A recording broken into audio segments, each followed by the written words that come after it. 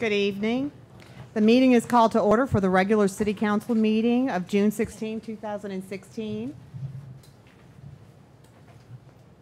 Just wanted to make sure we're rocking. It's on. Yes. Madam Clerk, the pledge, please.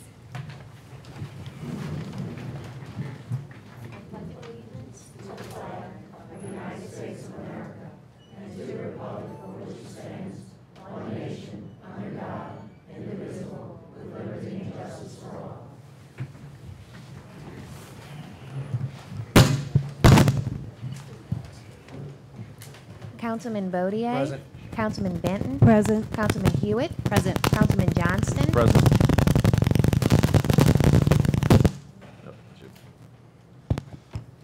Councilman Wheeler. Present. Mayor Maselli. Present. Police Chief Walker. Here. Fire Chief St. Cyr is absent. City Attorney Burris. Present. And City CPA Linda Lulu is absent. Good afternoon, everyone. I'd like to ask everyone to take a moment of silence to reflect on the events that happened in Florida, the tragedy. It was an awful event. I'd like to show our support and our respect, so if you don't mind.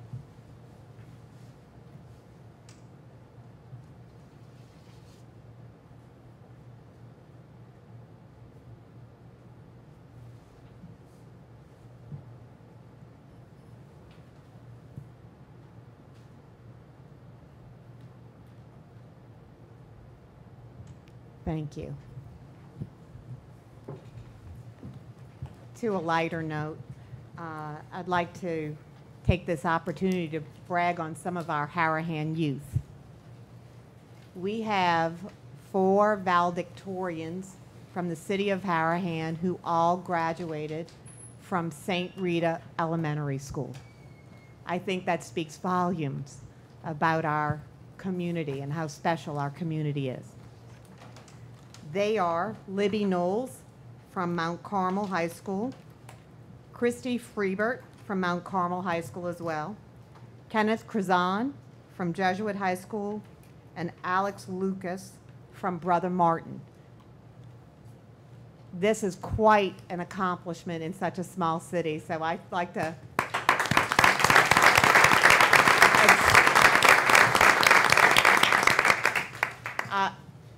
many of you have children and watch how hard it is to get through just homework sometimes. So this is a very, very big deal. We've taken a group photo together. They've come to City Hall. I've met them. We have a lot to be proud of. We are also going to be putting their bios and the pictures on the city's website. So that's a wonderful thing. Special presentations. Is Darlene Schwartz here? Darlene?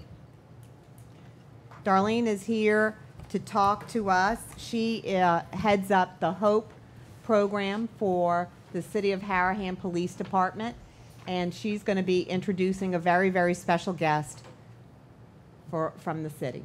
Thank you, Mayor. We've got a kind of long agenda tonight, so I'll try to be to the point. A few years ago, the Harahan Police Department developed a program called HOPE, Harahan Officers Providing Education, to replace the DARE program.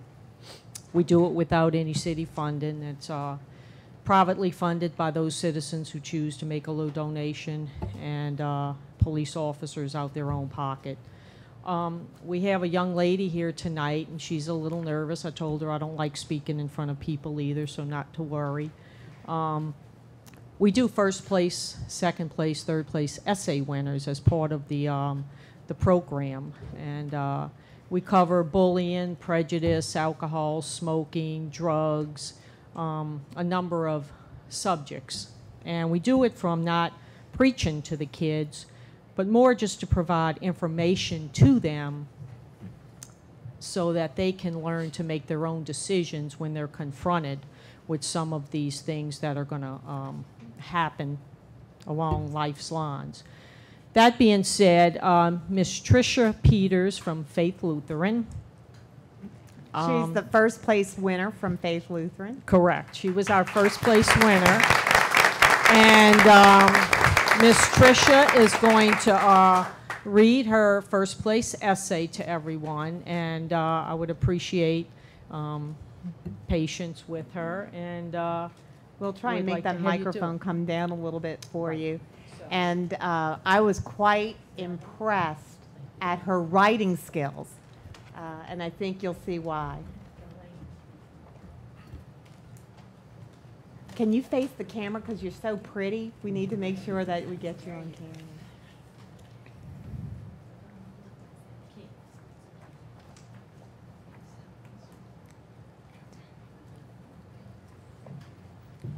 Hi, my name is Trisha, and when I think about smoking, getting drunk, or taking drugs, I think, why do that? It may be to get stress relief, because of peer pressure, because of depression, or just because. But still, most of them probably don't know what's going into their body. I bet if everyone got educated like we did by Hope, lots more people wouldn't be taking drugs, getting drunk, or smoking.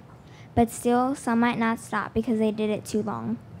When I get older, I might do a website that gives classes or does webinars so other people can learn about how dangerous these things are. I hope to help as many people as I can by telling them what these things do to you and your body, because it not only affects you physically, but also mentally. After this program, Hope, I will never accept an offer to do any of these things. I feel bad for the people who don't know of these things. I really do. I mean, just think about all the people who died or got seriously hurt by smoking, taking drugs, or getting drunk. Also, the people who have gotten killed or seriously hurt by someone doing these things. I mean, a beer or glass of wine is totally okay, but bad things happen when you drink too much, and people should know that. We've heard lots of stories about people making decisions. Hope educates us on information that can help us make our own decisions. I know everyone isn't perfect, but we should at least try to make the right decisions. Drugs especially can be very dangerous and addictive. All of these things, smoking, getting drunk, taking prescription or over-the-counter drugs too much, and using illegal drugs are dangerous. There's also cyberbullying and bullying. You can prevent this by not giving personal info to anyone online. It's not a good idea. Neither is meeting someone that you met first online. I'm just going to say that the Hope program has been a blessing to me and has taught me all I need to know about the real world. I will always try to make the best decisions I can.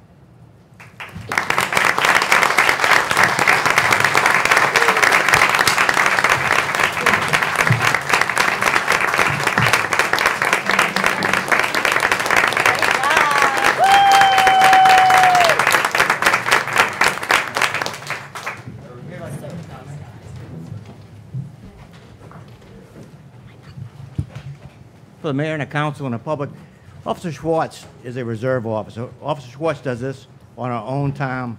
She's put a lot into this program. She puts together the materials. She offers it to all the schools in Harahan. This past year, she participated at Harahan Elementary and Faith Lutheran. And she puts a lot of effort into it, among other things that she does for the department to help the city make it a better place. So, Officer Schwartz, thank you.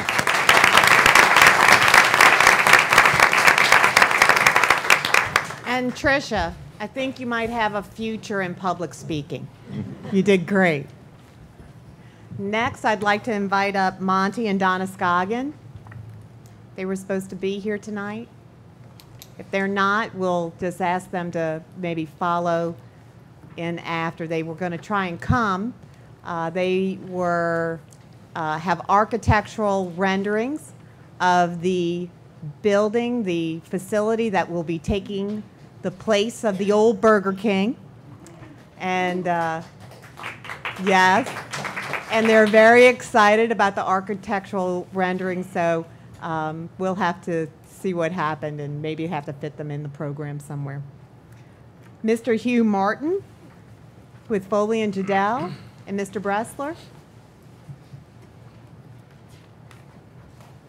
Here again, we've got some good news for our city. We can put the microphone back up for you. Okay. Thank you. Greetings, ladies and gentlemen.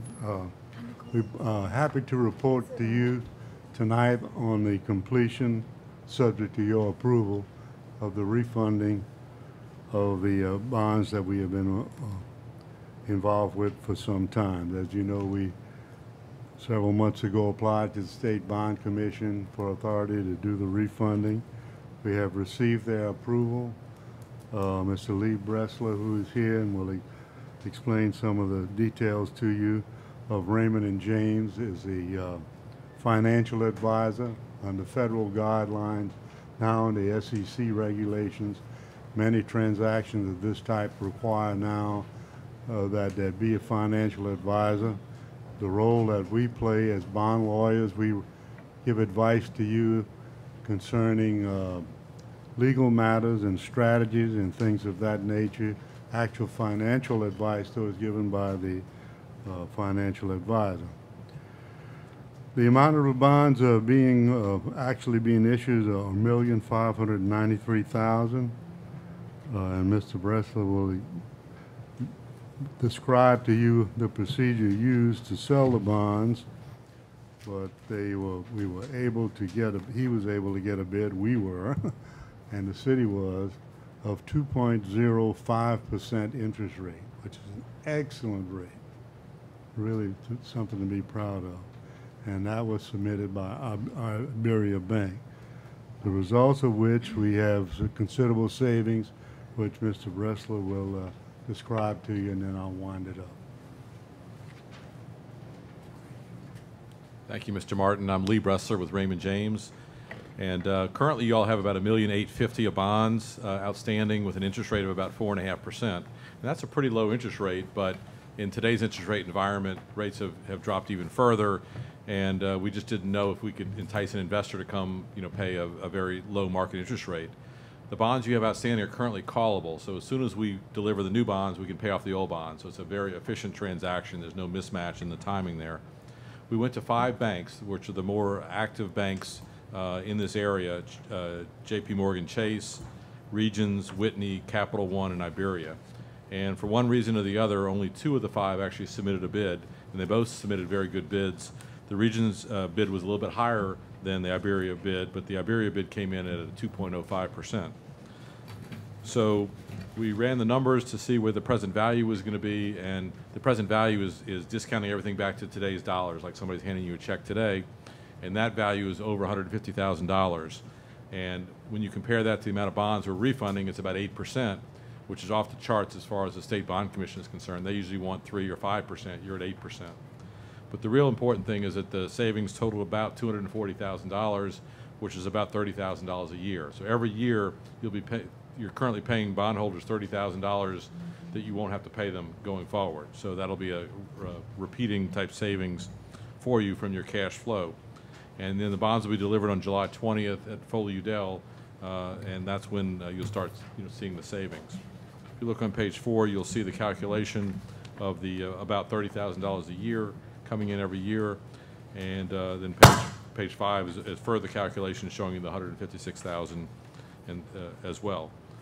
So that's where we are today. If you accept the proposal from Iberia Bank, then, like I said, we'll go to bond delivery, and you'll start saving the money immediately. And it'd just be nice to have that extra cushion, in your budget. Mr. Martin?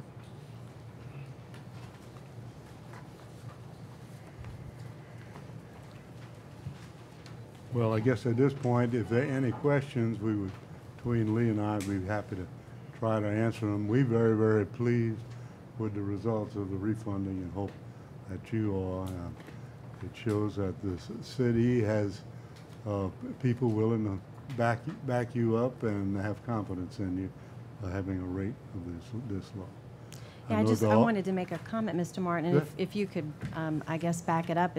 Sure. Obviously we're in a financially sound situation to be able to receive back 2% on us refinancing the bonds, Yeah, correct? well, actually, you have sales taxes pledged that are voted parish-wide, but a portion that's collected in Harahan is remitted to Harahan. That security is very good, and your general financial condition has improved greatly recently, and you're correct. Yeah, good news. Thank Yeah, you. it's good news. Now, I know this ordinance is coming up later on, and you have a hearing, and so I'll be happy to stay in case any questions come up. But if you don't have anything, that's all I have at this point. I just regret that Miss Linda Lulu's not here and Jimmy Donahoe, because I think in large part their hard work on the budget, really putting our financials in order and putting us on a path really led to having the opportunity to have such a good bid come in. So I'd like to publicly thank them both for their hard work. And I'd like to thank Mr. Bressler and Mr. Martin again. Thank you very much. Thank you all Thank for you. the opportunity. Thank you. Now we're going to have Mr. Jimmy Pretlove, who is our emergency manager, come up and give us our annual update about storm preparation. Good evening, everyone, Mayor, Council. Just going to take a few minutes to break down over. Mr. Jimmy, if this is a taller microphone, You can't hear me? I can hear you now. You Okay. can hear me now. This is just a few words out of something like 4,000 or 5,000 words that the parish supplies me with on behalf of hurricanes. It's just a little thing. There's the supplies that you people will need. Most people forget about hurricanes when they don't have them around. They wait till they're hitting them on the door and they come up and say, "Oh, I need something." You will need non-perishable foods, 1 gallon of water per day per person for 5 days. Don't forget a can opener. Baby and pet needs, prescription medicines, batteries for flashlights, portable radios, and battery-powered lanterns, matches, and a first aid kit. Some small tools. Remember, if it's a bad one, board up your windows, clean up your yard, gas up your car, make sure your car is ready. If you got a generator, you're going to need quite a bit of gas for those things. The 55 kW, 65 kW will burn 5 gallons in about every 7 to 8 hours. You'll use 15 gallons in the first 24 hours. 48 hours is 30 gallons. 72 hours is 45 gallons. I don't know where you're going to store that gas, or you can get it.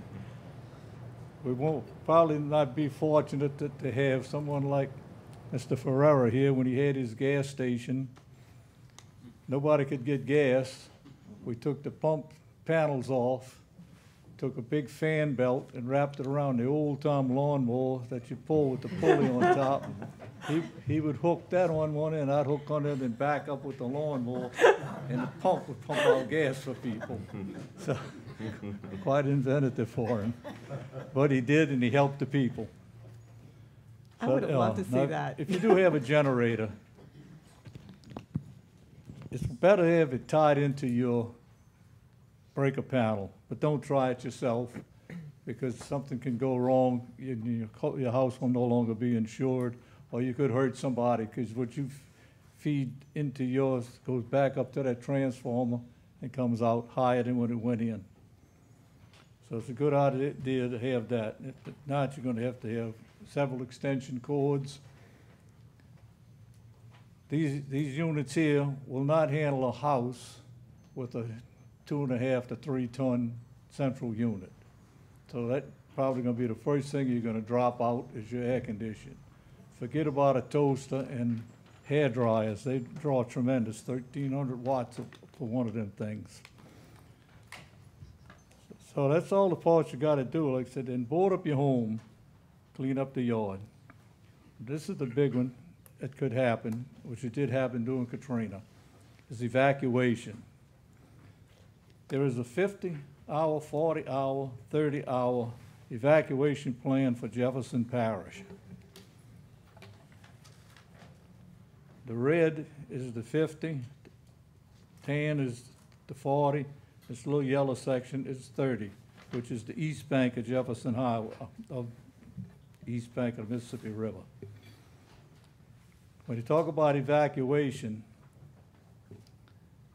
as of the 2010 census, there's 432,552 people living in Jefferson Parish. 13,000 of these people have no transportation. and 750 are homebound, which the parish will handle all that. When a storm is 96 hours are out before landfall, the parish activates all its plans. It's got a tremendous plan since, was put together since Katrina. Like I said, I got a book home about that size with about 100 pages, both sides. If I brought that and tried to read that here, yo, people would be eating breakfast in the morning before I got finished. So anyway, the evacuation plan is, like I said, to get yourself prepared and get out. Remember, when you're gonna evacuate with a vehicle, make sure everything's ready in that thing. Make sure you got food supply, water supply. Because if you don't get out early, you're gonna get caught in a contraflow. I've talked with several people that got caught in that years ago. Once you're in a contraflow, you're not going where you want to go. You're going where the state police tell you to go. So if you're out early, you go where you want. I'm going to tell you a little short story about someone who was told where to go, what time to leave. Did not leave at that proper time and did not go where they were told to go. From 9 o'clock till 6 o'clock that evening, I waited. And I thought they should be where they was going to be. Got in touch with them. Where are you? We're on the Twin Spans. The Twin Spans, you should be in Shreveport. That's east. We got in a car caravan, and they all wanted to go this way. I said, did any of y'all ever stop to think the storm was going east? Well, anyway, it was 2 o'clock in the morning, I found that person.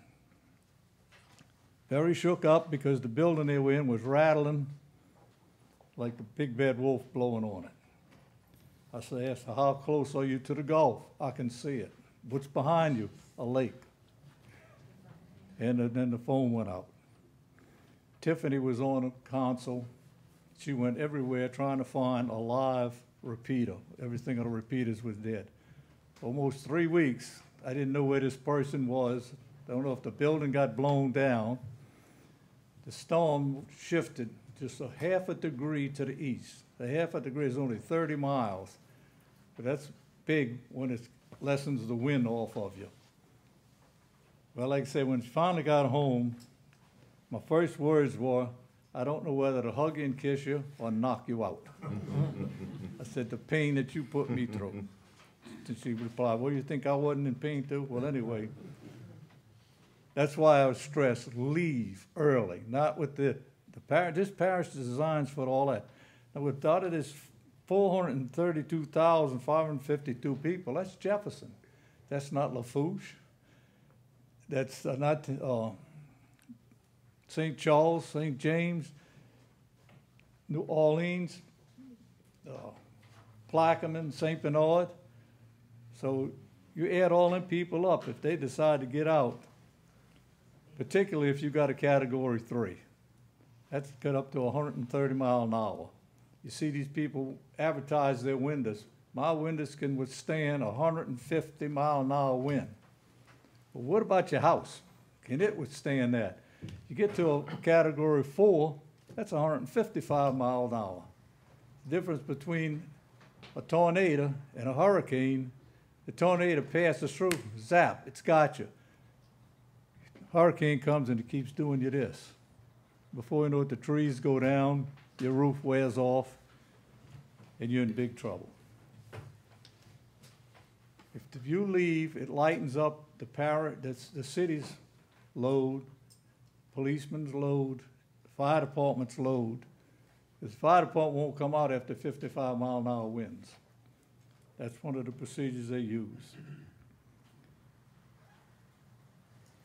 13,000 people have no transportation. 750 people are homebound, which will be taken care of. We have 5 such people living in Harahan. So I have to constantly contact those people. If you don't have means to evacuate and you let the parish evacuate it, they'll pick you up on Jefferson Highway, or some they'll have to go to your home and pick you up. They'll bring you to the Yenny building. You'll be processed, put on a bus that is supplied by the state. The Homeland Security will handle that. Now, this is a nice one. They got 155,000 homes in Jefferson Parish. 7,550 don't have telephones, so there's no communications there. I thought with all these free phones being given out, these people would have some phones. But anyway, when you get to the Yenny building, you'll be allowed one suitcase, 30 by 16. That's all you're gonna have, plus a 1-gallon ice chest. That's like a small Playmate. That you'll have to keep in your person, on your person, to get out of there. Can't have no weapons. You know, most of these people ain't gonna have guns or weapons or knives or mace or anything. No legal drugs, no alcohol. You got, you can't bring any kind of chairs or anything like that. You can, you get your suitcases, but all you're gonna have. No smoking on the bus. Any pets brought to the evacuation will be collected and identified by the animal control office. They're gonna have to be in a small cage or a kennel, big enough to depend on the size of your dog. And they will process these dogs. I know before they took pictures of the dogs and they put a chip in their neck. And I commented, it's nice taking the pictures, and I was told, you believe that people have come here looking for their dog and give us a total different description of the dog? My dog was brown and white when he was white and black.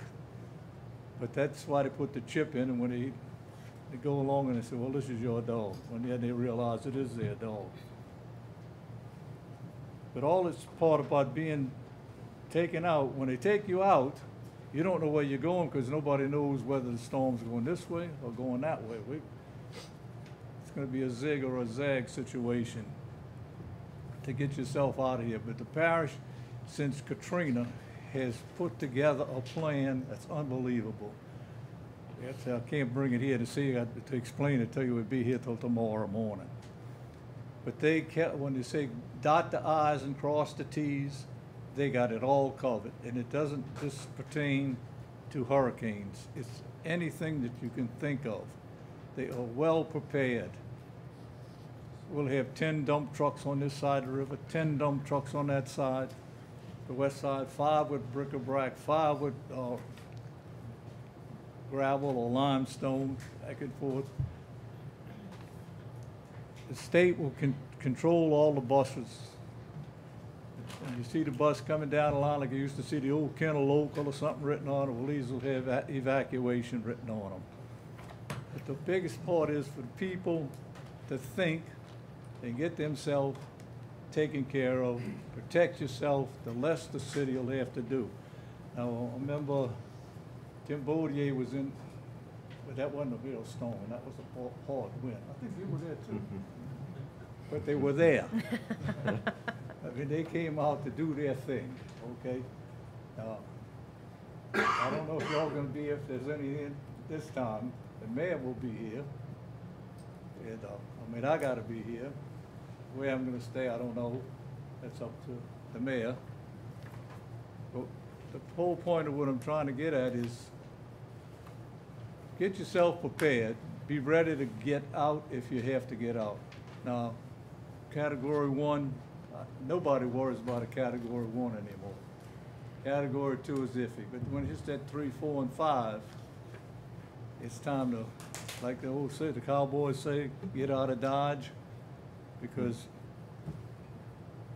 things could happen. We will have, the parish will activate all of their people. There will be people operating the pumps. There ain't gonna be no excuse the pumps don't work. The pumps work, there's nobody there to work them. And once this pump to the river is finished, the only thing we'll have to worry about is if a ship runs into the levee and breaks a big hole. They estimated High River 17 feet on the Carrollton gauge, we'll have 6 feet of water here, and we're 14 feet above sea level. Leon Simon in New Orleans is 13 feet below sea level. That's the lowest part in New Orleans. So we should be safe, nothing to worry about, but just using our own good common sense and work together. Because I know the mayor will puts things together. We've already had meetings in the past, and I expect we're going to be having a meeting pretty soon. And like I said, Joe would be here for if we have our hurricane to help. Can you cook? Well, good cook. Well, we had Paul Johnson's wife, we had Cindy Murray, Tiffany. They were doing all the cooking back at the firehouse. We had more food than we can eat. Everybody gained weight. I'll do the cooking, Mr. Jimmy. All right. Thank you. I thank you for your time. Thank you. Thank you, Mr. Jimmy. I received a phone call yesterday, Mr. Barry Bordelon with Progressive, our garbage, who holds our garbage contract, and he is the regional rep, stated that he will not be able to make it tonight, but he has rescheduled for July's meeting. Now we'll have Mr. Richard Kiddock. Good evening, everyone. I'm here about the Harahan Senior Center. I'm president of the Harahan Senior Center Incorporated, and just to give you an update, we've been doing a lot of trips with them that actually Harahan Senior Center has like a little flea market and a part of it. And, you know, we make money and we bring the seniors to different places. Just recently, they went to the China Lights on a bus and they have swamp tours. And just this Tuesday, we went to the Natchez down the road. I mean, the boat, Natchez, we went downtown. But anyway, we're running out of things to sell. So if anybody has anything they're going to discard, you can bring it to the Harahan Senior Center and you could put flea market on it, or you could put Adelaide's, that's what it's called, or the people in the back, so we actually get it. And, you know, like you have a garage sale and you got a lot of stuff left over, we'll come get it if we have to, or you can drop it off. Just, you got to put on it for the seniors. So, any questions? No, Richard, I think the community is very thankful for everything that your organization does for our seniors. Our senior center is the best attended senior center in Jefferson Parish. We have a lot of good, wonderful, dedicated people. We've recently started keeping the statistics on the number of visits. It's quite impressive. And we owe you our thanks for everything. No, there's a lot of other people that actually do most of the work. But we do invite any senior, or really, JCOA says anybody over the age of 18 can join, but you have to be 60 to, you know, get benefits from it. But we also have a free food fun Friday once a month where we cook for the seniors. And normally we have close to 100 people that we do that for. So if anybody's interested, just go to the Senior Center and you can get an application if you're not a member, or you can find out about anything. And that's really about it. Thank you. I appreciate the time. Thank you. Thank you.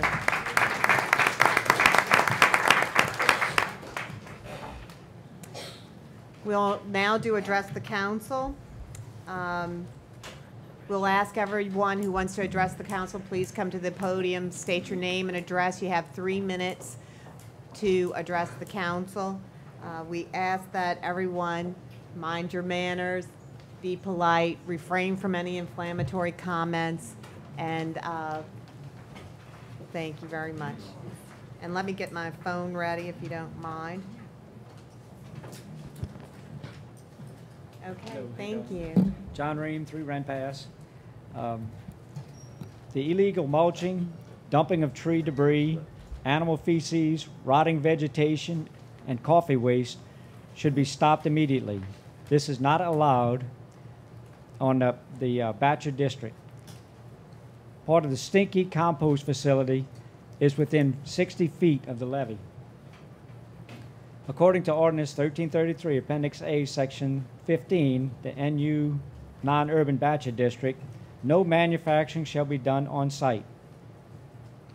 The allowing of the stockpile and stockpiling of limestone in Harahan should be removed from the ordinance, and all limestone should be removed from Harahan. The pump to the river is just about finished. They don't need to stockpile limestone in Harahan. There's plenty in Jefferson Parish, which is not very far away from them. On the City of Harahan website, about us, it's a history of Harahan. It says Harahan is nicknamed the City of Friendship and is primarily a bedroom community. The quote, long-term mayor, Mr. Mayo, said, "We are a city of homes." From the U.S. Court of Appeals, from the 5th District, this is 1988, back when Carlo was mayor, the court case which Harahan won said the history of Harahan's zoning ordinance demonstrates that the Board of Aldermen reasonably concluded the curtailment of further commercial development of the Batcher would further the community's interest in maintaining the city's residential quality. The ordinance freezes private commercial development at the present stage, preserving the status quo and thus logically protecting Harahan's existing neighborhoods, which that is not happening right now. This is back in 1988. The business back there has increased, and everybody knows, everybody in Harahan knows it's increased. It's a time that we stop burying our heads in the sand and wake up and figure out what we're going to do about this problem. What is going on in the non-urban Batcher district is not in keeping with Harahan's bedroom community or furthering the community's interest in maintaining the city's residential quality. Nighttime operations on the non-urban Batcher district should not be permitted. Dump trucks and front-end loaders have never run at night before. There is beeping and sand rising all day long. Now the community of Harahan is receiving sand and beeping all night long as well. There is a fog of sand at night. You don't believe me? Just drive it at 9:30 at night. No. Okay, thank you.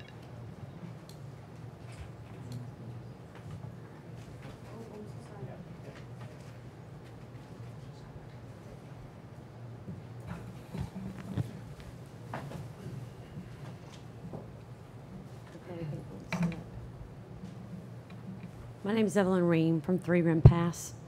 And I would like to show you a couple of things. I would like to show you first, this is a letter. This is a letter that we gave to Kevin Johnson, Pierce Wood, and Stacy at a meeting on December 8th. And these were our requests. And we said we believe this problem can be fixed by your company, and that your company can continue serving our community, and we can have our environmental clean and safe. We're hoping that we can achieve this to be in a nice and peaceful way without going beyond this meeting. This was on December 8th, so there's plenty of time to address this problem. Show you real quickly right here that the mulching here, this was November 29th, 2011. If you notice here, there's a blank spot there where the mulching is right now. So that's under composting, which is under 5 years. Okay, I'd like to show you also that this is a letter that Wood Materials put out to the public. The people on Riverside Drive did not get a copy of this letter. This was his letter, and he was stating facts in his letter about he met with the Corps of Engineers, he's discussing a potential road, and all these different things, of planting trees and different things that he would do in this letter in January. Okay, then after that, I would like to make a statement that Wood Materials could have started this progress in December. If he would have started the progress of moving the road and closing up with trees, then the dump trucks that do run at night would be way back behind there, and the trees would not only be catching sand, it would be catching the noise. So that could have been done by Wood Materials at that time if he wanted to help the residents. He could have done that, and it would have been a lot better. After that, I want to tell you that Wood did not hold a public meeting about his night operation. Never in Harahan did the people, the public, get the opportunity to come and listen to, we're going to run dump trucks at nighttime all night long. We did not get that opportunity. So another thing is that we sent this on January 22nd to Pierce Wood, as per our conversation after the presentation in the courthouse.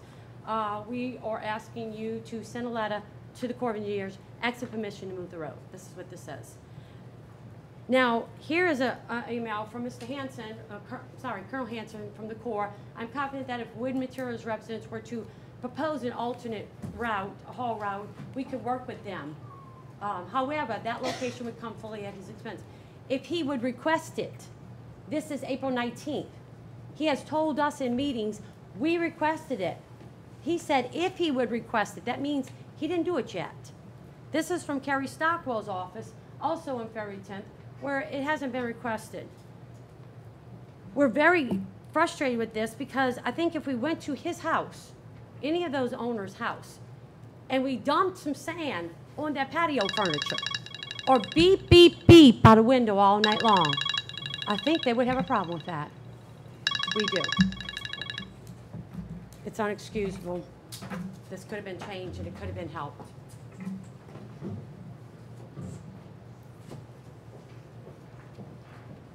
Hello, Kay Mitchell, 41 Oak Avenue. First off, I'd like to acknowledge the council for teaming up and helping and, you know, setting an example for us. So by Tina's recommendation, I'm going to be a little softer. Okay. And the only way I can do that is really through the eyes of my forever dogs. So this is a message from Rudy, Willie, Pookie, Charlie, Nina, Mr. Puppy, and Kingston, my forever dogs. Dear Council, we're last chance dogs no one wanted. Some of us are working to be therapy dogs because dogs rescue people too. Our lives have changed dramatically when we moved to Oak Avenue. We thought it was going to be great. The levee was there for endless, glorious walks. That did not happen. Our humans have always kept us healthy and comfortable. We are given our flea control on the same day every month, yet we are miserable. We itch all day and night, and our vet says we are maxed out at the oral and topical meds we can tolerate. 4 of us get shots on a regular basis that give us some relief but shorten our lives. We used to like our vet, but now we're scared of him because we get shots frequently instead of once a year. Our humans lose sleep at night because we bark at the beeps and horns that should not be heard like that. These conditions affect everyone, both human and animal, asking the councils to continue to protect us all. Thank you. Okay, I just wanted to tell you thank you for your delivery. Thank you. See, animals rescue people too.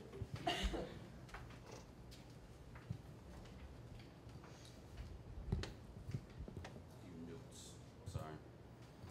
My name is Michael Amidio. I live at 409 Crescione. I also sit on the Planning and Zoning Board for the City of Harahan. So there's a few things that I want to cover, hopefully in a timely fashion. Without a doubt, the woods operation has become a problem, you know, without a doubt. You know, anybody who drives through Harahan on the River Road area is very aware and has been very aware of that.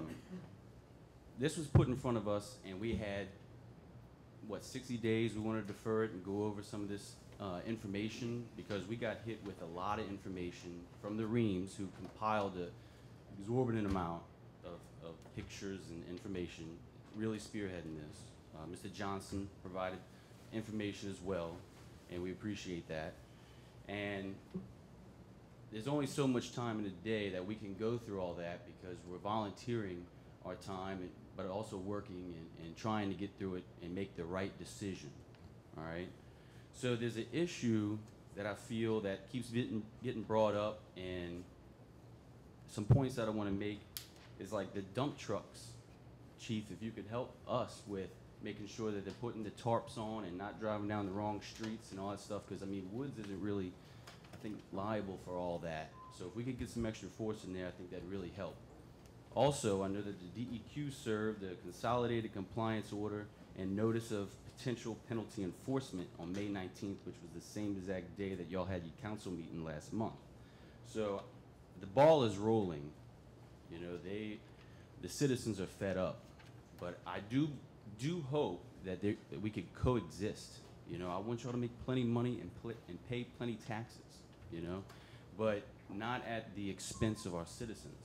You know, that's kind of the point that we want to come across. But there's some problems in the ordinance that I don't really like, that we all had a problem with. And by limiting hours of operation, and it says, quote, any business activity to produce a profit. And I don't want to see us go into this legal battle, and in the meantime, business as usual keeps going on. And I know that y'all hired an engineer to move the road, and things don't move as quickly as we would like to see them happen. But it's not going to be cheap for them to move the road. It's not going to be easy, and dealing with the levee board is not quick. So I know things aren't moving as fast as y'all would like to see happen. And, you know, everybody would like to see it be done with yesterday. But that's an issue, you know, because if we get caught up in litigation, gets thrown out, then who's going to talk to the Reams about sorry that we failed them? You know, Mr. Fred Klotz about changing his AC filters. Time is up. A motion to give more time. I have a motion by Councilman Johnston, seconded by Councilman Wheeler, to extend more time. I'll do another. Roger that. So what I don't want to happen is it get thrown out and then nobody helps the Reams out anymore. George Ackles' businesses on River Road still get more sand. Fred Klotz's AC filters keep getting changed more often. Kay Mitchell, I don't want your quality of life to be bad, you know, and I love dogs more than people. So I understand, you know, and Mr. Johnson provided the sand analysis and all. I mean, they're not going away. You know, this needs to be handled in a timely manner. I just don't want to see us fail the citizens. But another reason why I'm up here that I have a problem with is that last council meeting, Councilman Benton, I volunteered my time for the city of Harahan. I was appointed by the mayor and the council to sit on the planning and zoning board as an advisor for the council and for the city. I donate my time, which is very, very valuable to me and my family, and I'm trying my best to help the city and the people. But to sit up there last month and to publicly say on TV in front of the citizens and city officials, quote, I don't feel like we should have to wait. They're an advisory board. They have no, we never listen to them anyway, so I don't really know why we wait. Those words, beyond a shadow of a doubt, show how obtuse you are, because implementing this fascism, this political system headed by a dictator in which government controls business, labor, and not allowing opposition will not be tolerated, not by me. I volunteer my time along with 4 other extremely intelligent men. You, on the other hand, are getting paid. You weren't at the planning and zoning meeting last month for an ordinance that you sponsored. And to quote you again, Ms. Susan, if you are going to refuse and negate expert and professional opinion and advice, the least you can do is provide a shred of support. To simply say that you have been told something counter to the advice you are being given is unprofessional, amateurish, and insulting to the professionals whose advice you choose to ignore. Those are your words, not mine. Just like you publicly discredited the board last council meeting, I'm here to say I think that you owe me and the other gentlemen on that planning and zoning board a public apology. That's all I have to say. I have to agree that I do owe you an apology, and I'm sorry. My sincere apology. Roger that. I shouldn't have said what I said. I think we have. I'm here to help. You know, we all are. And I understand that, and I appreciate your service and all the service of all the people that volunteer on that board. And, you know, I really can't explain why I said that, but I shouldn't have said it. Thank you. Thank you,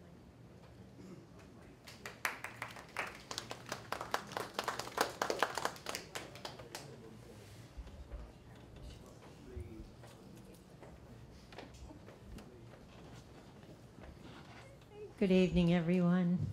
I've been here before. Through my life, I've traveled roads and years of happiness until recently I ran into a whole lake of alligators. If you know what I mean, of things that happen in our lives that were really very unjust. And I'm here today. I want to thank those who know what I'm talking about for the kindness in them, they calling me to wish me well and to assist me get through these days. It's something to do with my very sick son and a nursing home, and I won't even go into that.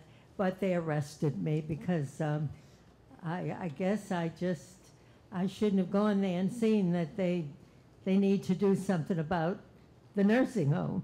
Nonetheless, I'm really here to say that I'm so happy to say that a very kind gentleman that I've known for many years has taken over, and for all the ugliness that was involved in that, the state took over and dismissed it because there was not one moment of truth in it.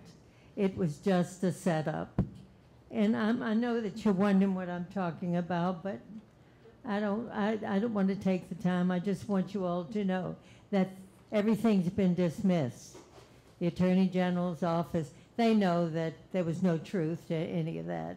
I was accused of being very cruel to my son in the hospital, my son who I love with all my heart. Anyway, we don't want to hear all that. We want to hear happy things like people who are miserable in the world, maybe we should go ahead and send them to the alligators. Anyway, thank you very much for the time. So, Miss Penny, you're able to go visit your son now? I'm able to go visit him, but I will never go there without someone with me because I don't trust them. It's not safe. That place needs to be closed, and I'm going to work at it. Okay? Thank you. Thank you very much.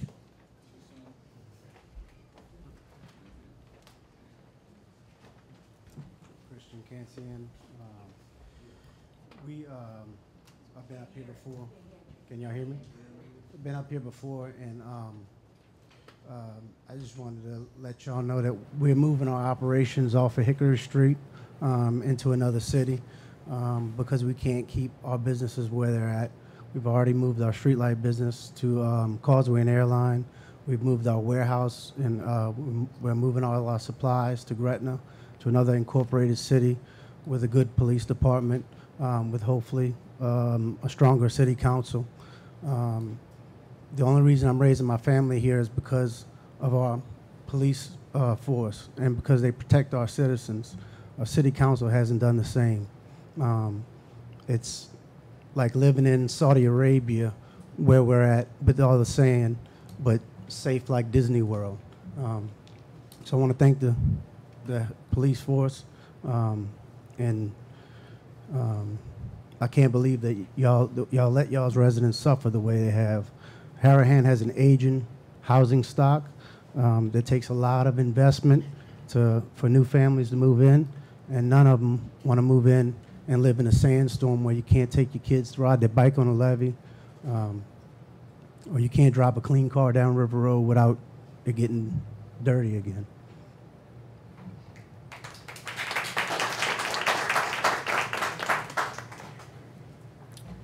Good evening, Mayor, Council. Remy Donnelly, Council for the Wood Family Companies. Just first wanted to let y'all know that the lawsuit that we filed last week wasn't a measure that we took lightly. We felt like we were left with no alternative in order to protect the Wood family's legal rights, their extensive investment in the city of Harahan, as well as the interests of their many employees, over 110 employees, their customers both inside and outside of Jefferson Parish. With that being said, we still remain hopeful that all the issues that are being presented can be worked out amicably and not through costly and time-consuming litigation. One issue that we have before us tonight, the Ordinance 2016-3, we've consistently communicated our concerns in the legal issues with this ordinance, which include the arbitrary nature of the ordinance. The wood companies would be the only business in the city of Harahan subject to an hours of operation restriction if this ordinance was passed. Also, the ordinance is overly broad, which was mentioned previously. It would apply to any business activity that the wood companies conducted on the property. If viewed literally, the wood personnel nor the owners would be able to be on the property between the hours of 6 p.m. and 6 a.m. because everything they're doing out there is in connection with business activity. As you all may know, and as we stated, the wood companies and, on all those operations have been 24/7 for more than 50 years. So it's just this first time that's now being addressed after all those years of operation. Also, we feel like this restriction would constitute a governmental taking if enacted. And the actions leading up to tonight, and also, that ordinance and other things you may vote on, we still struggle with proper notice and due process requirements by state and local, your own local laws being followed. Just one thing that we just wish that was all followed and we were fairly dealt with on those matters. And finally, which I think is the most important point for everyone here, and we've recently been consistently communicating that for over a month, is we are aggressively pursuing the approval to relocate the road.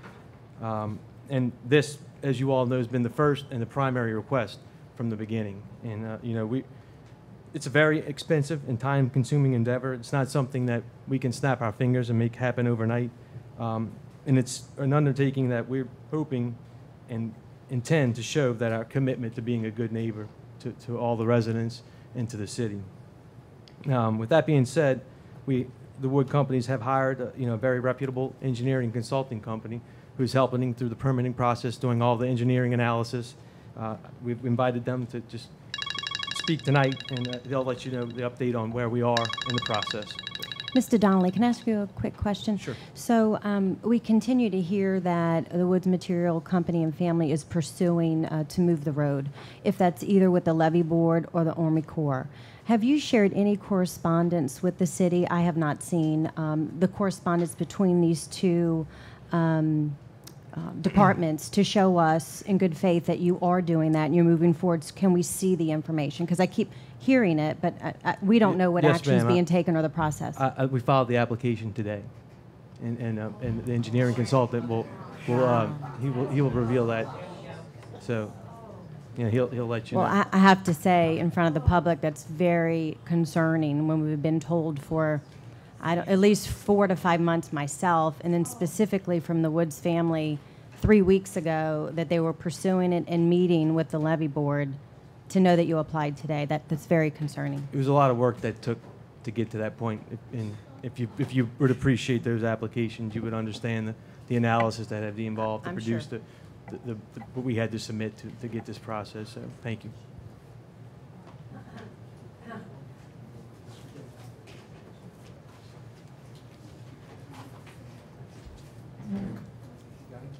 Joe Jacquot, Lanier & Associates. I'm hired by the Wood family to help them try to find an alignment for an alternate haul road. Right now that road is just on the flood side of the existing levee, and the thought was to push it as close to the river as possible.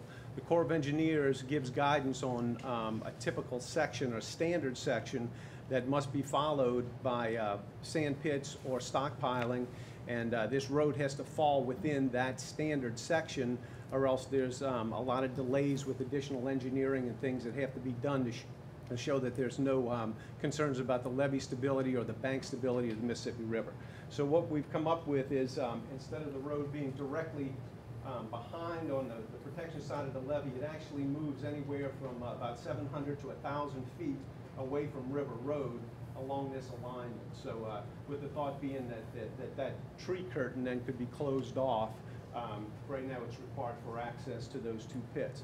So with this road being out here, we have a typical section showing what that road's going to be, and it's 30 feet wide, asphalt pavement, and that allows 2 trucks to pass each other along that road.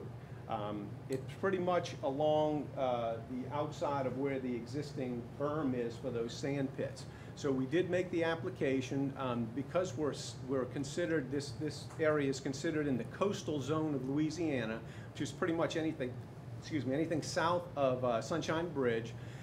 It goes to the Department of Natural Resources joint permit application process. So the state actually receives the application, and that was done today.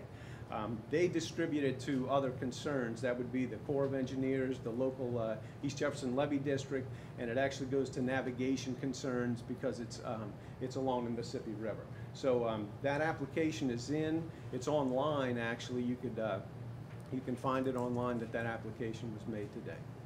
So the thought being that getting it this far away, we get more distance between the river road, and there's also going to be a little bit more of a buffer because the sand pit, this road is going to be about 6 feet below the monolithic sand pit that's out there and the berms around the sand pit. So there'll be another buffer, not only distance but elevation difference.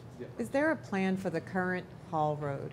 A closure, a formal closure of that? When this road goes into place, that will be abandoned. The existing Hall Road But will it'll be still be abandoned. there? Yeah, it'll be maintained then by the East Jefferson Levee District with grass cutting, part of their grass cutting procedure.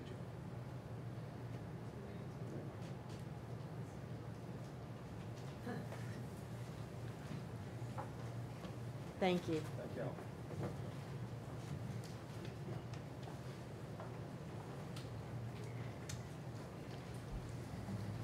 Robert Johnson, 6735 Riverside Drive. Air pollution from wood materials has caused the Louisiana Department of Environmental Quality to impose a compliance order on the company. The DEQ found wood materials violated state pollution laws. Wood was cited for failure to control dust and particulate emissions from dirt roads, failure to properly remove sand from paved streets, and allowing trucks to transport sand without having covers over open truck beds. Woods does not have an air quality permit for its facility. The DEQ gave Wood a July 25, 2016 deadline to submit its calculations of the facility's proposed emissions of particulates. Originally, DEQ said Wood had to respond by June 25th. But then Mr. Donnelly advised DEQ that there was no way they could calculate how much they pollute in only 30 days. So DEQ extended the deadline for reporting their calculations of how badly they pollute until July 25. Wood Resources, a related company, is also under active investigation and a cease dredging order from the Louisiana Department of Natural Resources. The Department of Natural Resources is questioning Wood Resources' compliance with its 2012 coastal use permit. That permit authorizes the dredging of 25,000 cubic yards of sand from the Mississippi River and stated dredging beyond that described in your application is not authorized. Reports filed indicate that in the last 3 years, they've dredged 2 million cubic yards. How much is 2 million cubic yards? Let me tell you, it'll fill up the Superdome 44%. No, it doesn't fill it up only halfway. Okay, they've talked about moving the road, but they've never talked about getting a Harahan permit. They didn't talk to it about the planning and zoning, when they spoke before the planning and zoning committee. They continue to ignore this city. They don't give you communications. They don't bring you in the loop. We've learned that an ordinance is arbitrary if it only affects one enterprise. Well, they had no problem accepting the amendment to the zoning ordinance that allowed them to stockpile limestone during the Pump to the River project. Nobody else, no other business benefited from that ordinance, Wood only. But they accepted that ordinance.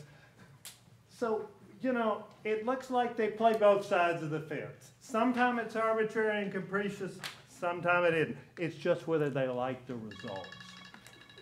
Thank you. Mr. Johnson, may I ask you a question? Yes, ma'am. How did you come to find out? Can you please tell me the date of the letter that you're referring to? Which letter? Well, we have a from May the Office of 19th Coastal Management. Oh, the Coastal June Management, that is a June 14th, 2016 letter. How did you find out about that letter? I recently met with an environmental researcher with a nonprofit organization, and he showed me additional ways to get into the Department of, or the Office of Coastal Management records, and I was able to find this record. Mr. Johnson was kind enough to deliver that information to the city. Point being, the city was left out of the entire loop about that information. At no point were we ever informed that the state of Louisiana Department of Natural Resources, Office of Coastal Management, had, at this time, OCM requires that all dredging activities cease and requests your full cooperation in this investigation. Please submit the following information, et cetera, et cetera. I'm not reading the whole thing. I would like to publicly thank Mr. Johnson for all his hard work.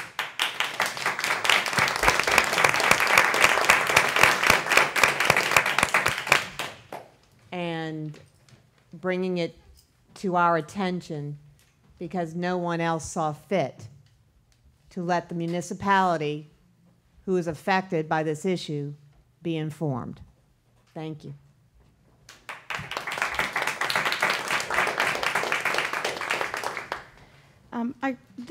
I'm April Lopez, sorry. I live on Rayvan. I not really addressed the council. I just really had a quick question. Maybe it's for Chief Walker. The stop sign that's on the levee for the trucks when they're coming from Woods, is that your area? So who would? The property. So is that Jefferson Parish, or is that the levee board, or is State and the levee board. state and the levee board? Okay. And I just want to mention about the road being moved. I know in November the Reams had asked Woods to move that. Yep. So to say that this is a new request, that's completely absurd. They've been asking you guys to move the road for 8 months now. So don't say that it takes a lot of time. You've had a lot of time to do it. And now that, their screams are getting louder, now you want to do something about it. It's very disappointing. You quit being a good neighbor a long time ago.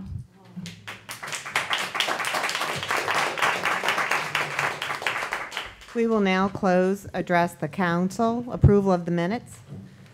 Reading of the minutes of the council meeting on May 19th. Do I have a motion to dispense with the reading of the minutes? I have a motion by Councilman Baudier, seconded by Councilman Benton. All in favor? Yay. Any opposed? We have 5 yeas, 0 nays. Motion passes. Approval of the minutes of the council meeting on May 19th. Do I have a motion to approve the minutes? Motion. I have a motion by Councilman Benton, seconded by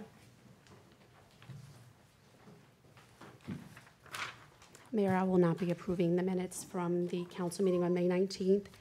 I was approached by several members of the Planning and Zoning Board that had that language that Sue Benton had omitted, and they had read the meeting minutes, so I will not be approving them. Okay. Can I just, is the minutes not accurate? No, or? the only thing I believe that's quoted in the minutes is that Mr. Councilman Benton just said that they were an advisory board. The comment about that we don't listen to them anyway, several members had contacted me. They had reviewed the minutes from the meeting. But if the minutes are accurate? They were not accurate. I guess it wasn't quoted exactly what Sue Benton had stated. And some minutes members do not have to be exact. I will not be approving the minutes of the meeting. Okay, there we go. So the motion fails for lack of a second. Communications? Will there be a request to redo the minutes? We can discuss that. Sure. Okay, so there's a request to ask the note taker or the meeting minute taker to redo the minutes, correct? Yeah, make a motion? I'll second that motion. Thank I have a motion by Councilman Hewitt, seconded by Councilman Wheeler to review the minutes and represent the minutes. Yeah. Correct? All in favor? Yay. Yay. Any opposed? We have 5 yeas, 0 nays. Motion passes. Communications? The Board of Adjustments and Appeals did not meet in May, and the Planning and Zoning Board minutes of June 8th. Acceptance of the minutes of the Planning and Zoning Board. Do I have a motion to accept the minutes? Motion. I have a motion by Councilman Johnston, seconded by I'll second. Councilman Wheeler. All in favor? Yay. Yay. Any opposed? We have 4 yeas, 1 nay. Motion passes. Resolutions, there's no resolutions. And prior to going on to ordinance, I'd like to have a motion to move to executive session to discuss ordinances that are currently in litigation. Oh, I forgot to put off my timer, sorry. Can I have a motion, please? Motion. Have a motion by Councilman Johnston, seconded by Second. Councilman Wheeler. All in favor? Yay. Any opposed? We have 5 yeas, 0 nays. We're going into executive session. Please, everyone, hold tight. Thank you. The city council meeting is now adjourning, resuming at 9:26 p.m. Sorry for the time. I believe we'll take up Ordinances for approval. Right. ordinance for approval. I move to, I want to withdraw the ordinance 2016-3. Thank you. Does she need, Doesn't even need a second. okay, thank you. The sponsor of an ordinance can withdraw it, and that's the end of it. Madam Clerk? Proposed ordinance number 2016-6. This ordinance was proposed by Councilman Benton and seconded by Councilman. Have a second. This is the budget, amending the 2015 budget.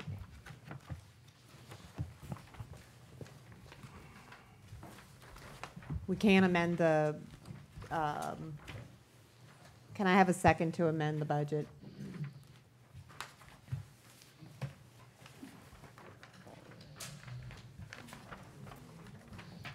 The ordinance dies for lack of a second. I'll just like to read Ms. Lulu. Madam Clerk, do you mind reading the message from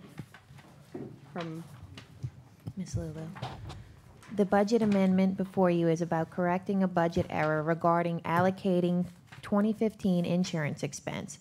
For 2015, despite the auditor stating that the department should show their portion of the insurance expense, the budget still showed the entire expense, almost $225,000 under non-departmental. The problem comes up at year end. Those 7 departments show an overage in expenditures in the insurance expense line item because there was no budget put in place for those departments. Conversely, non-departmental shows an underpayment in this line item. This causes all departments to be seen in an unfair light, as the departments are being held to an improper budget. The insurance budget amount was $224,499. Actual insurance costs were $227,476. The budget amendment shows $181,000 worth of insurance costs being passed to their proper departments. Thank you. I'll just ask for reconsideration if there's a second for this ordinance. And No, Mayor, isn't Postwait and Netterville currently auditing our 2015 Yes. finances? So I know we asked this at the last council meeting, but why wouldn't we just wait for the entire audit to come back and then make all or any corrections too? This is per their suggestion with talking with Ms. Lulu. So just a verbal communication, but not in writing, our actual 2015 audit that we're awaiting with all corrections. You know, and so they sent us something to correct ahead of giving us the audit in paper, telling us all the corrections we should make or anything that they see. They suggest before you close the audit, because then you'd have to reopen, readjust. That's going to take money and time and resources. So this is something that is suggested that we do by our auditor, by our accounting firm. Prior to us receiving the audit. Yes. It's about changing the budget ordinance for the city of Harahan, just doing the allocation properly. And Mayor, any reason why Postaway and Netterville wouldn't have made this recommendation in previous years? That's something we'll have to discuss. I invite everybody to come Monday. There are a number of issues that we are addressing that I have that question for many issues. That I'm surprised that certain suggestions were not made over many years. And I'll give you an example of one, is that there were monies spent out of the general fund for capital improvements that should have been, if it would have been capitalized, the city's financial outlook would have been much improved. And that's a major suggestion that I wish would have been made to the citizens and the council. That's something currently we're also trying to address. Again, there are a number of issues that, since that audit's not complete, that I really can't speak to until No, I that final understand. I'm just saying product. if But this, Postaway and Netterville suggested that these insurances be divided among the departments. correct, my because this is understa- appropriate, because this, they felt that this was appropriate to change the budget. And I'm not, but why wasn't it done years ago? And I think that's, so we'll Ms. just, Wheeler- we can wait for the, it's, okay. We can- Well, the reason why they do it, they want us to do it now. It's recommended so that when it's not, it's a clean close of that audit. It's not going to be something that's And again, I will go back that why wasn't that recommended when 2014 was closed out, and 13 and 12 and all the previous and if you had years? those questions could have been addressed prior to this meeting, had you raised them, and we could have had you speak to Postal Weight in Netterville. Having a surprise issue at this time, I would recommend at least seconding the ordinance and then making a motion to possibly defer if you want to. And then if we need to have a special meeting in order to pass it so we can get you the answers. But simply letting it drop means that it will have to be re-advertised, delayed, and then put back up again. That's as simple as it is. This is, this is not anything light. This was something that Miss Lulu herself put in writing. She is a professional, eminent, very Mayor, do you qualified. think we'll have the audit by the next meeting? The audit packet with all the information? I can't speak to that. I'm just saying, if I second and we defer and we have the entire financial audit and we make all I think- changes, I think- we could be prepared at the next meeting, but we're not sure if we'll have the information. No, but you could have contact with Postal Weight in Netterville and ask this directly to them for yourselves. I think the audit's going to be submitted by June 20. Right. The audit has to be closed, and they are trying to determine the audit on a budget that's complete. This is our opportunity. If we allow June 30th to come, and the budget is then closed, and the audit closes the budget for 15. So that's why this needs to be done now. God, you would so assume that you would have the information before it closed. I didn't hear you. I'm sorry. Well, and I don't mean to belabor it, but you would think you would have the audit to draw to our attention any mistakes that we made prior to it closing so we could fix it, instead of we're just going to fix this one issue. Because I'm sure they're going to have other findings. And that's just, I don't understand. This was something they thought that was Right? something that was a simple administrative, legislative act that we could do in order to amend the budget, to have it fall in line properly as other cities, municipalities, political subdivisions do. This is their recommendation. There were other things that we have had issues with that we have brought to light about several findings. This is something that we can handle now. This isn't going to impact I see no harm in doing this amendment, quite frankly. It was recommended, it was addressed when Mr. Jimmy Donahue was here. That was an opportunity to ask questions to him, and also if this council had questions, to have asked for Postal Weight and Netterville to get back to them in order to respond. But a month has passed and none of those questions were raised, and no communication was requested by the council.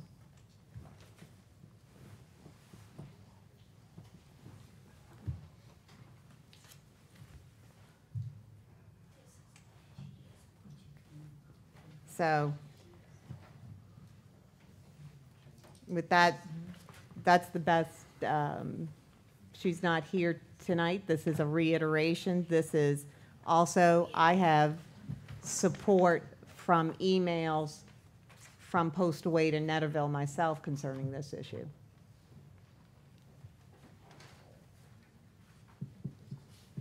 This wasn't anything that wasn't recommended. And if you'll notice, this is how we decided to proceed in the 16 budget also. So this is just doing the same thing we did for 16 and 15, basically.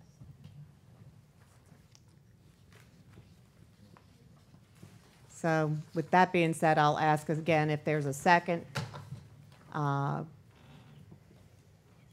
for proposed ordinance number 2016-6, and at least with a second, it will open it up to public discussion and give the public an opportunity to speak.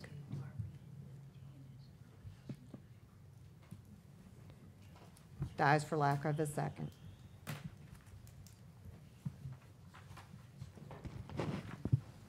Madam Clerk? Alrighty. Proposed ordinance number 2016-7. The following ordinance was proposed unanimously by the council. An ordinance authorizing the issuance of $1,593,000 of public improvement refunding bonds, Series 2016 of the City of Harahan, State of Louisiana, prescribing the form, terms, and conditions of such bonds and providing for the payment thereof, and providing for other matters in connection therewith.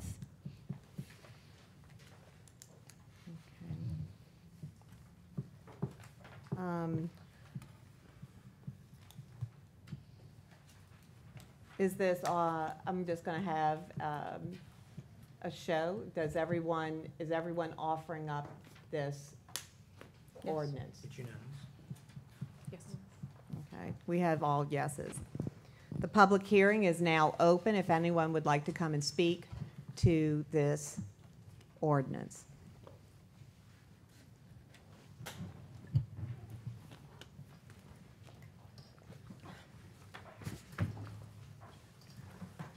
I'm Kim Hasney. I live at 110 OK Avenue, and I'm not just sure what just happened. I'm just trying to understand as a citizen and as a taxpayer, is what just happened on the previous ordinance something that the accountant recommended that we do, and now And the auditor. And because now that it wasn't seconded, it's going to have to cost the citizens of Harahan more money to go back out and do this? I'm confused. It is going to cost more time by the accountant to have to redress this again, to come before the council, yes. And I don't- re-advertise, and those costs, Well, yes. if Ms. Lulu, who is our accountant, and I'm speaking as a citizen because I don't want to pay more taxes or pay more money than I have to, why is the whoever voting to spend more money for the citizens of Harahan than to do what our experts are recommending that we do? It's like counterproductive, and I don't understand, and I think all of y'all should be ashamed of yourself. Thank you. Mayor, can you help me understand why it's going to incur more cost because we didn't accept this? Explain that to the We're public. supposed to be on this other ordinance anyway. We are on the other, sorry. I know. But, What is going to cost? This, you're saying this is a recommendation. We haven't seen it in writing. It's verbal you from have Ms. seen it in Lulu. writing. It was presented to you at the last city council It was meeting. verbal from Ms. Lulu's assistant. We have not seen it in the audit from Postwait and Netterville who were paying. Your lack of curiosity in 30 days should not be at the penalty of the people who work for the city of Harahan. My question is, how do we wait, incur I'm not additional finished costs? speaking. That was the question. I'm not finished speaking. We don't. So the delays that this council has put up for whether it took 5 months to adopt a budget, the amount of efforts that are by our employees, redoing it, redoing the ordinance again, the time, reevaluating. Maybe we're on a Then different we're going to ordinance. have to probably get also postal way to Netterville. So it is by the hour that we pay these professionals. So Ms. Hewitt, it is expensive to keep readdressing the same thing when you had 30 days. This will in not be order to- readdressed and will not cause the city more money. I don't understand. If we're not passing it and this has not been in writing from the auditors, why will it incur us more money? Ms. Hewitt, if you had these you guys help me? questions, why didn't you ask them prior to the vote instead of lacking a second? Talked about it last meeting. So, Mayor, you would want us to approve this, and then the audit comes out with maybe 10 more changes, which means we would have to go back and amend it. I think what It Councilman was the Hewen is... auditor's You know, Mayor, recommendation. you said you were speaking. Yes, ma'am. Thank you. You're correct. I think what she's asking, ma'am, to possibly answer your question was, this is one change that apparently the auditors are proposing. There will be more changes forthcoming. So what we're trying to do is be a little bit more efficient. Why would we amend one change? Well, and that's fine. You can have your opinion on that. When we're going to have possible more opinions, This more is- changes. So we're suggesting amending them all at one time. I believe this is the only change that I am aware of that Well, the they audit are hasn't come out. expecting How us would to you know that? Because you have to do it before We should be the on some audit ordinance. closes. Because then the budget is closed. And you cannot reopen the budget once the audit is complete. It is that simple. It's procedural. It is this same type of thinking. Last year's budget is closed already. It's No, already in, it's it's not already being audited. officially. It's closed. No, it is not. I So believe we're you- on ordinance number 7. I've got to make this clear again. If you We're on want, this other ordinance, Mayor. We're there supposed is to be on this not other one ordinance. person on this council who's a CPA, and none of you have provided me your expert to come before here and defend your position. Not one. I have provided the experts. You had 30 days in order to ask questions about this. It was put before you. It needed to be addressed. It needed to be addressed before the budget is closed by the complete of the audit. So it dies for a lack of a second. So be it. So now we will go on to the present ordinance. I think we're in a public hearing. Being that there's, the public hearing is now closed, council discussion on this ordinance. Ordinance number 7. Ordinance number Bond 7. ordinance, No. yes. No discussion. Any discussion? Being that there's no discussion, we can proceed with the vote. All in favor? Yay. Yay. Any opposed? We have 5 yeas, no nays. Ordinance passes. Okay. Proposed ordinance number 2016-8, an ordinance amending the Harahan Municipal Code by adding a new Article 4 to Chapter 30 relating to emission standards for particulate matter, making findings and containing other provisions relating to the foregoing subject, and providing for severability. And that was proposed by Councilmember Hewitt. And who would like to second that ordinance? I have a Councilman second Johnson. by Councilman Johnston. We will now open to public hearing. Would anyone like to come and speak to this ordinance?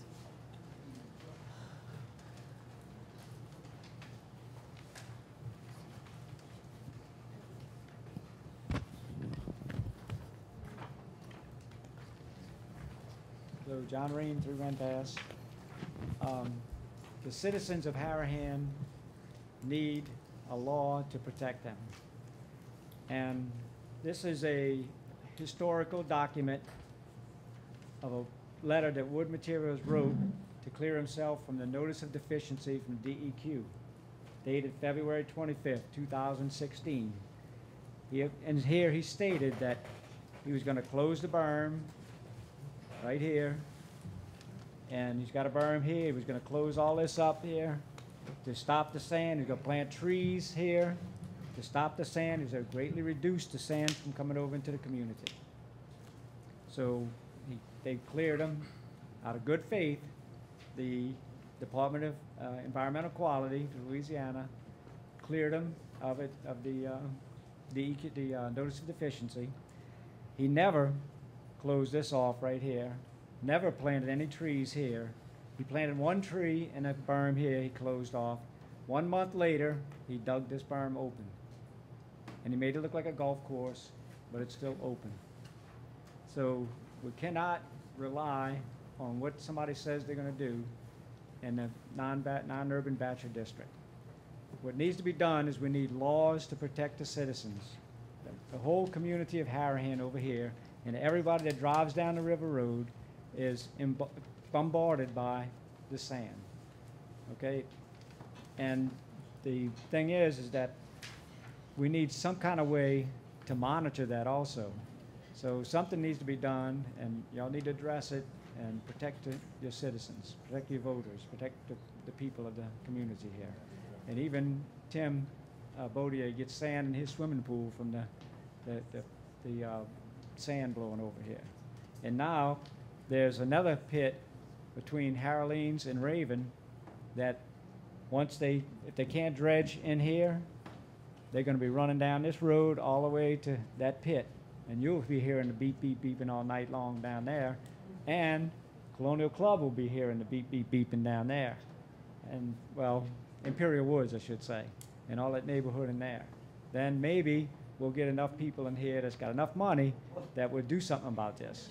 So, thank y'all.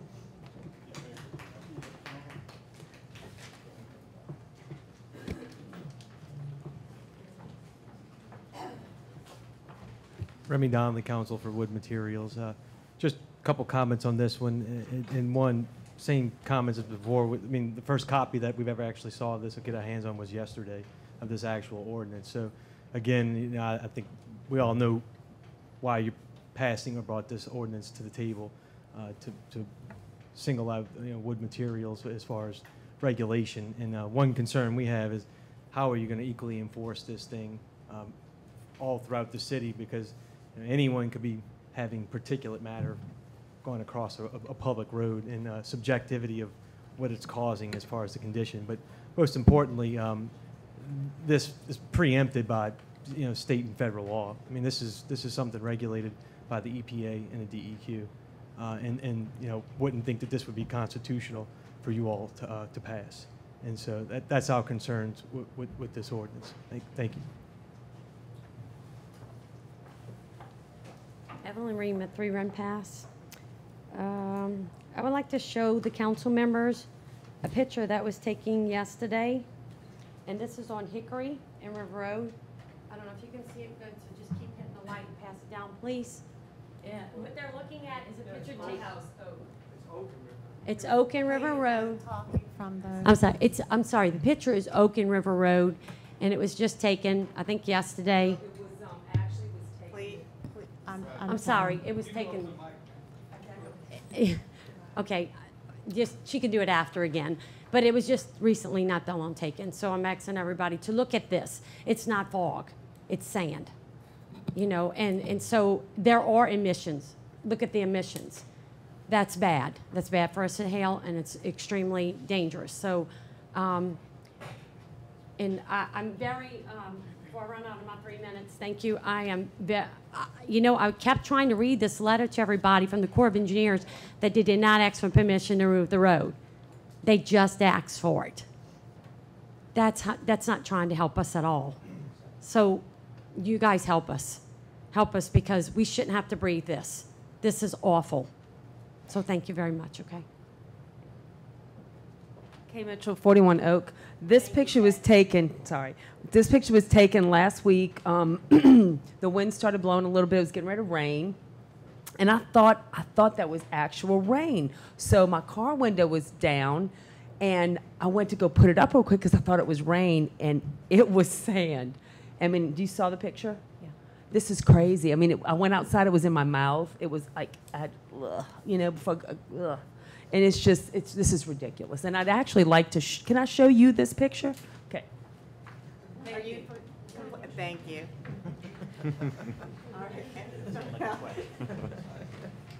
I've seen some of the same, Robert Johnson, 6735 Riverside. I've seen some of the same provisions that are in this ordinance in the ordinances of Jefferson Parish and other political subdivisions in the state of Louisiana. So in no way do I think that this is somehow preempted by the fact that the state may also regulate environmental matters. I think entirely y'all have the jurisdiction to do this. I just want to remind you that the EPA has emissions factors for uncontrolled emissions. That's when you don't take any measures to control the sand. And they say that for the handling of each ton of sand, we can expect 1/3 of a pound of sand. So imagine a dump truck having about 12 tons of sand. I mean, there may be 70, 80 of those that come off the levee each day. Well, this is how much the expected particulates emissions are, 4.75 pounds. This ordinance is not particular just to the sand operation. This will address any business in Harahan that is causing particulate emissions that fall within the prohibitions of this ordinance. I encourage its passage. I understand that the city attorney has made some recommendations for changes, and I support those changes. Thank you.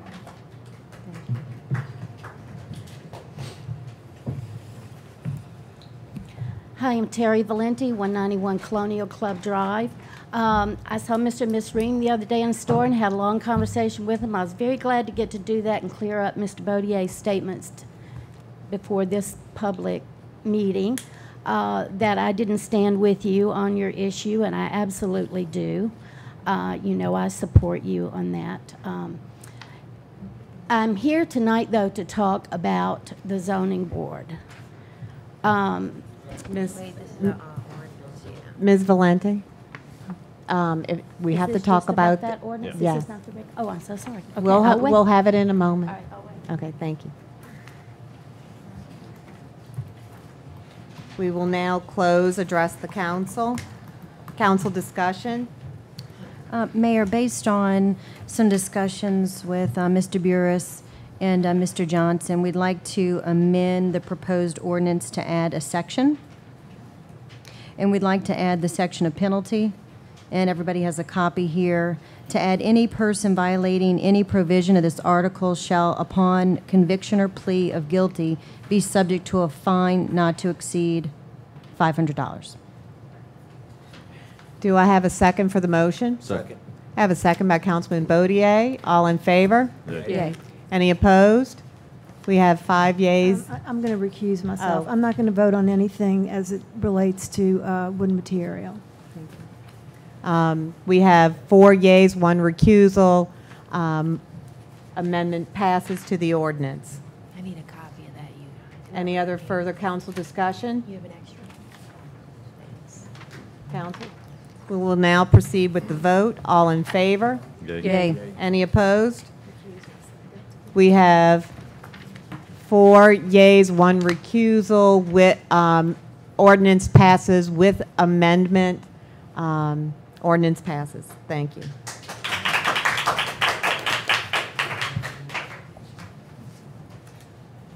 Ordinance for introduction. The following ordinance was proposed by, this is for the sewer user charge. What's this? Sewer user charge. Who would like to?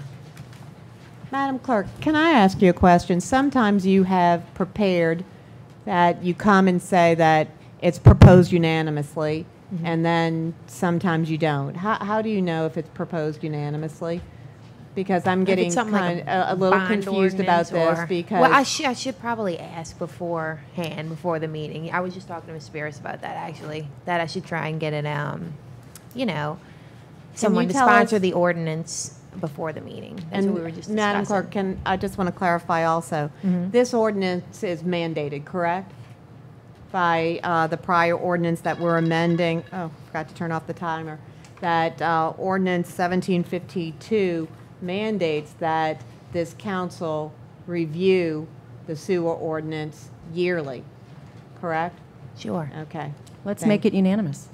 Sure. Would you guys like to do this unanimously? Yeah. You Does got that, it. do I have a yes for everyone? Yes. Cambodia? Yes. Councilman Johnson? Sure. And Ms. Hewitt, I think you said. Yes. You offered that, correct?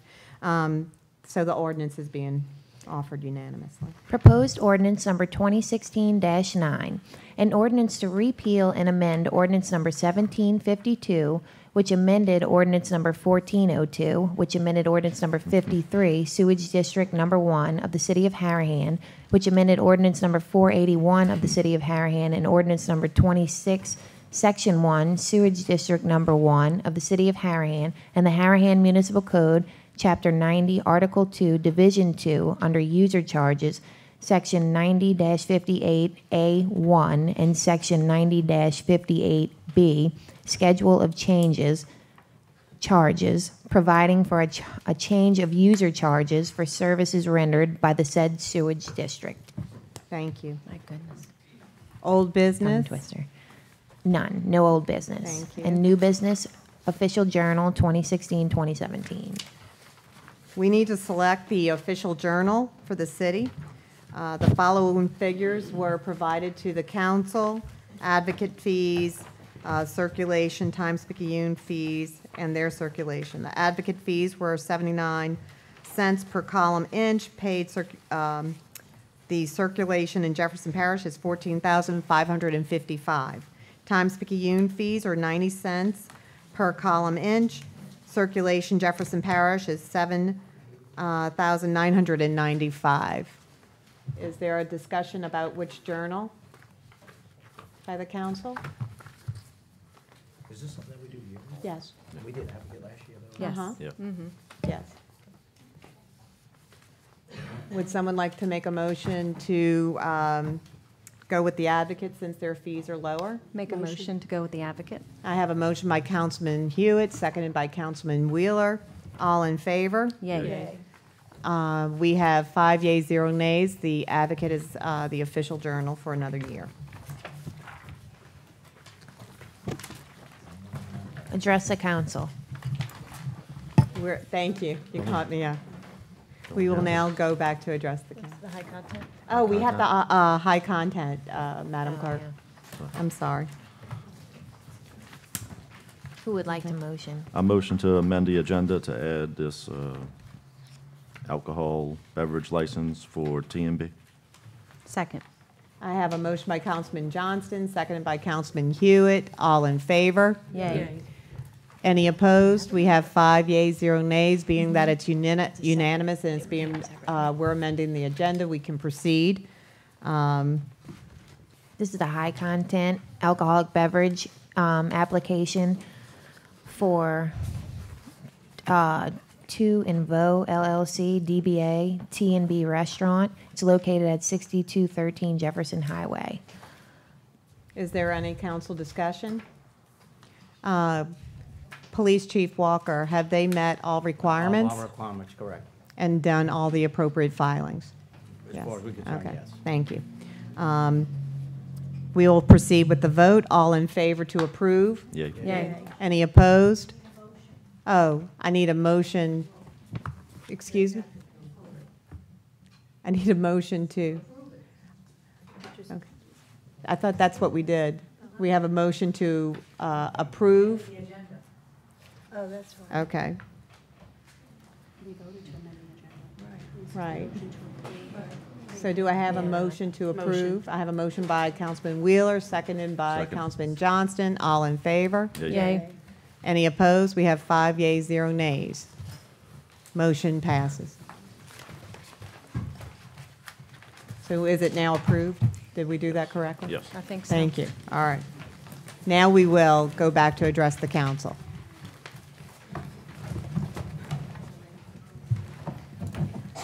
Feel a little like a jack in the box. Reintroduce yourself, please. Terry Valenti, 191 Colonial Club Drive. I'm glad Mr. Peppo came in because what I had to say was about him. He is on our Planning and Zoning Board.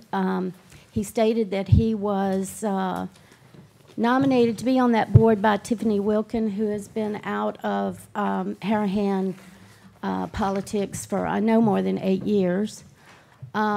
I actually think that that was not a complete truth, that he was actually appointed by Mr. Chatelain in 2012 when a lot of the colonial stuff was He was reappointed, I believe. Reappointed, thank you. But my complaint is this. If you're on one of our boards, I think that the citizens expect and the city deserves to have someone be professional and be ethical. And Mr. Peppo has repeatedly made posts that he knows what's going to happen with the colonial property. He has stated in all caps, fact, the front acreage is being sold. Fact, the new owners are not going to spend millions to save the oak trees. Couple of other facts. I didn't actually print them out and bring them, but I will. If nothing is done about him being on this board, I will bring them and read them at the next meeting.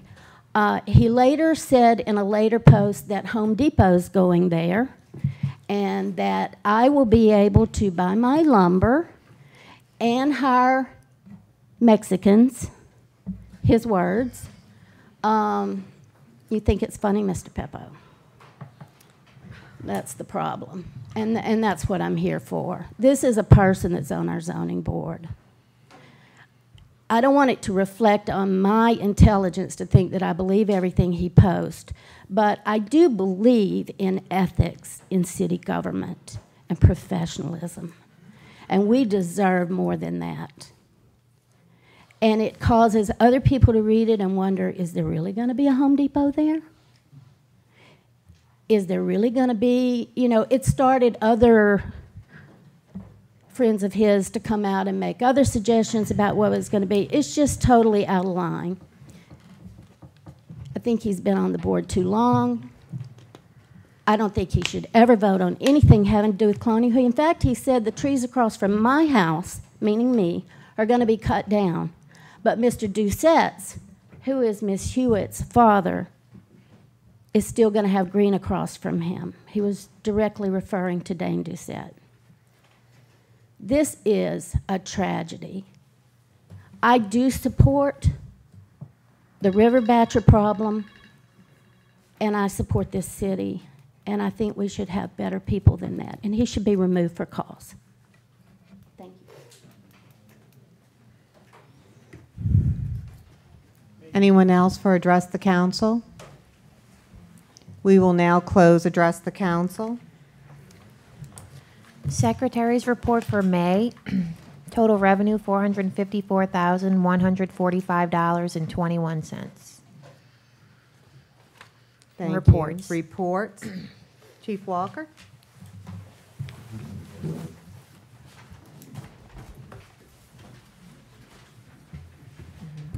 Mayor, council, reviewing public.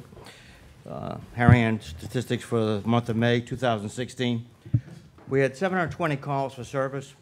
We had 22 auto accidents reported, 332 citations issued for 375 charges. We had 10 patrol requests. The rest for the month were 135 for 254 different charges, 47 traffic, 38 felony, 128 misdemeanor, and 41 city. We had 1 residential burglary, 1 non-residential burglary, 8 larceny thefts, and 15 assaults. Also, I keep saying this every month, please lock your vehicles. We had one again yesterday where somebody left the car unlocked and had valuables stolen. How hard is it today to press the button? Really. We got a lot of traffic that comes through the city 24 hours a day, River Road, Jefferson Highway, Hickory. We have no idea who's passing through this neighborhood 24 hours a day. And we need to be cautious and take some personal interest in this. Also, there's a lot of telephone scams going on where primarily the elderly being preyed upon. Nobody gets anything for free. If you get a call and they want you to give money in order to get money, hang up on them. IRS is not calling. There's been a lot of scams regarding IRS calling, demanding money. Just hang up on these people. Don't entertain them.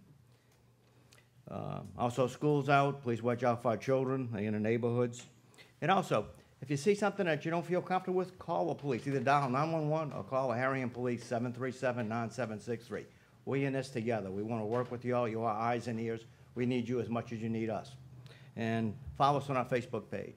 Thank you. And Chief, I'd like to reiterate what you said about eyes and ears. in light of what has happened in Orlando recently, our national leaders, CIA, FBI, et cetera, said we're only as good as the people who report to us, the everyday citizen, the eyes and ears. And I've got to tell you, I've heard you say that, I can't even remember how many times, and to hear it repeated in that tragedy really hit home. I heard you saying it over and over. So we really do need everyone to be vigilant. Yeah, we're here to protect you, but we need your help. Something in your neighborhood or something in the city that you don't feel comfortable with, don't hesitate to call us. We'll come out 1 time, 10 times, 100 times. Not a problem. Thank you. Chief St. Cyr's not here tonight. Councilman Baudier, do you have a report? Just want to wish everybody happy 4th of July. And Councilman Hewitt? No report. Councilman Johnston? Just the same, happy 4th of July. Councilman Wheeler? No report. Councilman Benton? I'd like to just take a moment, I won't belabor this. What happened without seconding the ordinances, I believe, is very unfortunate. It doesn't even give the public an opportunity to come and speak. We should at least have addressed the council on these issues so the public can come speak. If this council has questions about an ordinance that's been up, the courteous thing to do would be to ask questions, to contact Linda, Lulu, the CPA, Jimmy, Donahue, her assistant, Postal Wait Netterville, contact me, but to simply not second something is simply unacceptable. This is the drag out the important issues of Harahan. It delays everything in the city because we have to rehash issues over and over. It wastes your time, it wastes city employees' time, and it wastes our professionals' time, and I think it's a travesty. On a lighter note, thank you. On a lighter note, I'd like to wish my husband and all fathers happy Father's Day. I'm very blessed to have had a father. He's been gone. It's really sad it's unbelievable, for almost 20 years. And I think of him every single day. So have a wonderful 4th of July. Happy Father's Day. And we are now, I believe, ready to adjourn. Do Ready I to have a pay the motion? bills. What? Ready Oh, to we have to pay pay. the I bill. always forget to pay We the might bill. need to change that ordinance and move I that know, we up. really huh? need to move it Every up, time. right? Yeah, bills paid in May, $581,663.71. Do I have a motion to adjourn? Motion. I have a motion by Councilman Johnston, seconded by Councilman Wheeler. All in favor? Yay. Yay. Any opposed? We have 5 yeas, 0 nays. Adjournment. Yeah.